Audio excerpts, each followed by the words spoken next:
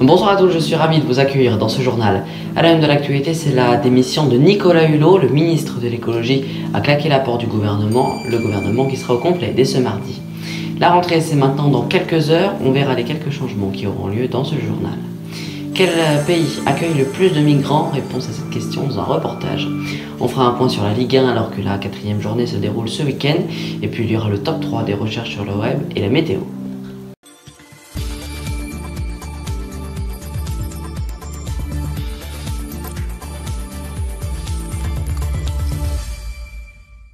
Avant de commencer ce journal, je voulais remercier tout d'abord Romain Lucas qui, après avoir été à nos côtés pendant 2 ans, nous quitte afin de se consacrer principalement à ses études. Belle continuation à toi. Un journal qui, vous avez pu le voir, a été modernisé, comme vous pouvez le voir, avec un nouvel habillage, mais aussi un nouveau décor. Plein d'autres nouveautés vous seront présentées d'ici la fin septembre. On commence ce journal avec le ministre de l'écologie Nicolas Hulot qui a claqué la porte du gouvernement. Il a annoncé lors d'une interview radio en début de semaine. Cette décision n'était pas prévue d'après ses mots et d'après le gouvernement, l'Elysée sera au complet ce mardi. A noter que Daniel Cohn-Bendit sera probablement le remplaçant de Nicolas Hulot qui a décidé donc de quitter l'Elysée après de nombreux échecs comme la date de suppression du glyphosate qui avait été repoussée contre sa volonté, même si tout n'est pas noir pour l'ex-ministre qui a quand même gagné la victoire contre l'aéroport de Notre-Dame-des-Landes. C'est le dernier week-end avant la rentrée. Après 2 mois de congés estivaux, les professeurs ont repris hier le chemin du travail. Ce lundi, ce seront 12 millions d'élèves qui rentreront dans les établissements scolaires.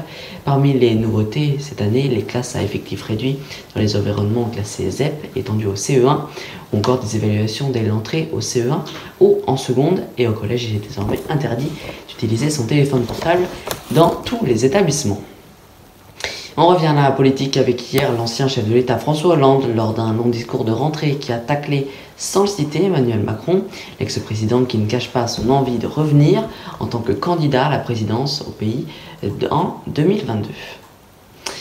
Quel pays justement accueille le plus de migrants cet été? Nous avons vu l'Aquarius qui avait été rejeté de l'Italie avant d'être finalement accueilli.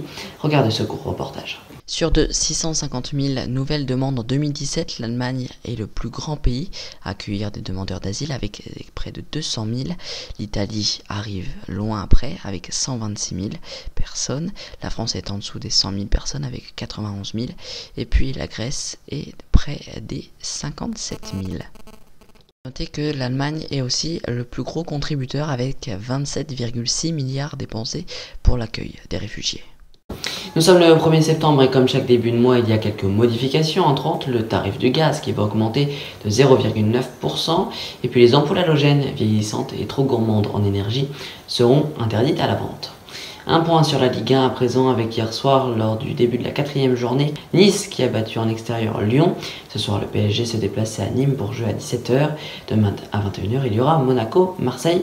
A noter que si vous voulez plus de précisions, vous pouvez vous rendre sur notre site internet infotv.fr.nf pour connaître tout d'abord les résultats de cette 4e journée ainsi que tous les transferts de ce mercato d'été et aussi sur le tirage de la Ligue 1 des champions qui a lieu en cette fin de semaine. Voilà pour l'actualité, on passe maintenant au top 3 des recherches sur le web avec à la une les braderies et célèbres marchés qui reprennent en ce mois de rentrée, notamment à Lille et à Marseille. En deuxième position, nous avons une explosion dans une raffinerie d'Allemagne qui hier a fait 8 blessés. Et puis la 3e recherche faite plus de 20 000 fois, c'est le prénom Stéphane Bern, car lui aussi menace de quitter l'Elysée. Il avait été nommé par le chef de l'État pour préserver le patrimoine. Le présentateur de télévision n'exclut pas de partir avant 2019. C'est la météo tout de suite.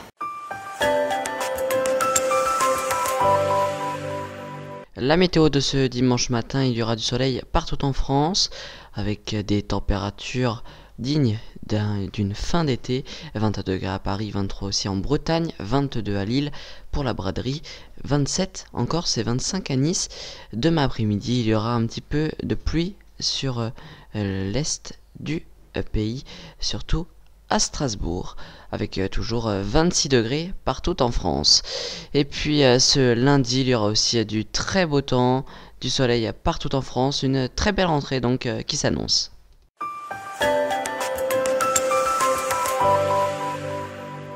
Fin Fin de ce journal, merci d'avoir suivi. Prochain rendez-vous avec l'information, c'est demain matin à 11h30 en direct sur France 1 Radio avec le journal radio présenté par Théo Tornet, puis par son émission Media News à 11h40 sur notre antenne. Et puis n'hésitez pas à aller consulter notre deuxième site internet infotvloisirs.fr.nf où des articles sont postés régulièrement. Je vous souhaite de passer une excellente soirée et une très bonne semaine.